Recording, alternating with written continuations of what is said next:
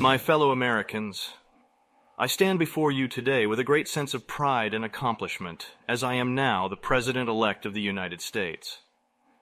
I know what you're all thinking. How did this happen? How did Patrick Bateman, the notorious Wall Street executive and alleged serial killer, become the leader of the free world? Well, the answer is simple. Nobody else had the guts to run against me. I must admit, I was a bit surprised when I found out that I was the only candidate in this election. But then again, I've always been a bit intimidating. People tend to shy away from me, especially after that whole chainsaw incident back in '87. But I digress. Now, some of you may be wondering if my, let's say, unconventional behavior will affect my ability to lead this great nation. Rest assured, my dear citizens, that I've always been a man of principle. I firmly believe in upholding the values that make America great, such as hard work, determination, and a healthy appreciation for Phil Collins.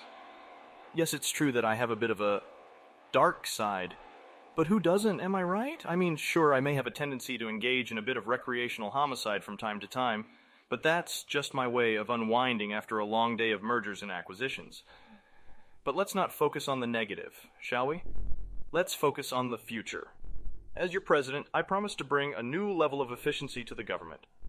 I have already implemented a strict no reservations policy at all of the finest restaurants in D.C., and I plan to do the same with all government agencies. Because if there's one thing I can't stand, it's inefficiency. So, my fellow Americans, I ask you to put your faith in me. I may be a bit unconventional, but I promise to always put the needs of this great nation first. And if anyone tries to get in my way, well, let's just say they won't be around for very long. Thank you, and God bless America.